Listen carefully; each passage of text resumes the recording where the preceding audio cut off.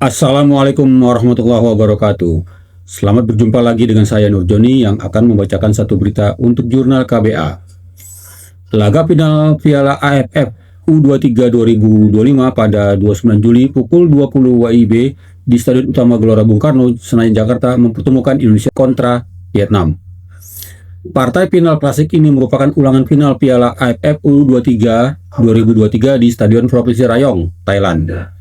Kala itu, 29 Agustus 2023, Muhammad Ferrari dan rekan-rekannya kalah dari Vietnam lewat adu penalti dengan skor 5-6.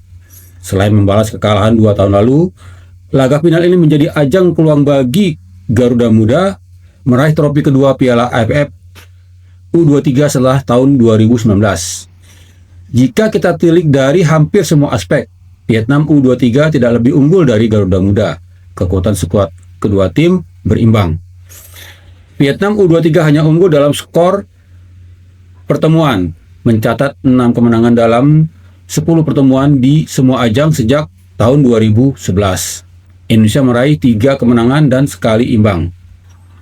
Secara keseluruhan, di luar gol adu penalti, Vietnam U23 sudah mencetak 16 gol ke gawang Garuda Muda, sedangkan Indonesia U23 mengoleksi 7 gol ke gawang Vietnam U23. Dilihat dari sisi pelatih, sejak tahun 2024, Vietnam Muda ditangani mantan pemain timnas Korsel, yaitu Kim Sang-sik. Dia juga adalah pelatih timnas senior Vietnam. Sedangkan Garuda Muda sejak awal 2025 dilatih legenda timnas Belanda, Gerald Vandenberg. Dibantu legenda timnas Belanda lainnya, Simon Tahamata bersama Frank van Kempen dan Zulkifli Syukur. Di Piala AFF U23 2025 ini, produktivitas Garuda Muda unggul atas Vietnam Muda. Dalam 4 laga sejak fase grup, Kadek Arel dan kawan-kawan sudah membukukan 9 gol. Jumlah itu di luar gol bunuh diri Filipina di fase grup dan gol adu penalti lawan Thailand di semifinal. Gawang Muhammad Ardiansyah baru kebobolan 1 gol, bahkan Jens Rappen memimpin top skor dengan 7 gol.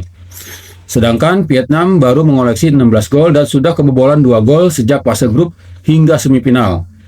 2 pemain Vietnam, yaitu Nguyen Hy Min dan Nguyen Dinh Bach, masing-masing baru mencetak 2 gol di Piala AFF U23 2025 ini. Jauh di bawah harapan yang sudah mengoleksi 7 gol. Dalam posisi kekuatan pemain yang berimbang, ada 2 faktor yang bisa menjadi pembeda, yaitu taktik strategi pelatih dan daya juang pemain. Dengan pengalamannya sebagai pemain dan pelatih kelas Eropa, kita percaya Vandenberg memiliki kesiapan taktik strategi yang bagus menghadapi Vietnam Muda. Bagaimana meredam kecepatan para pemain Vietnam agar tidak kebobolan? Bagaimana taktik membangun transisi serangan yang efektif untuk bisa mencetak gol? Permainan Garuda Muda dalam 4 pertandingan sebelumnya tentu menjadi bahan evaluasi taktis yang berharga. Bagaimana Vandenberg bisa menyiapkan solusi bagi beberapa pertanyaan sederhana tapi krusial. Mengapa setelah kemenangan besar 8-0 atas Brunei, Garuda Muda tidak bisa mencetak gol lawan Filipina hanya gol bunuh diri dan Malaysia? Mengapa tim asuhannya bisa kebobolan lebih dulu? Mengapa tim asuhannya bisa kebobolan lebih dulu menit ke-60 saat bertemu Thailand di semifinal?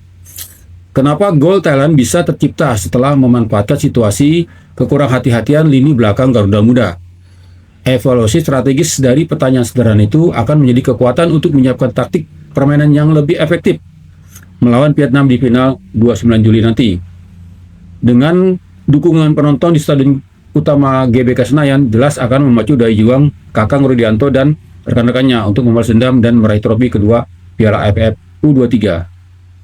Demikian satu berita untuk jurnal KBA. Terima kasih. Wassalamualaikum warahmatullahi wabarakatuh.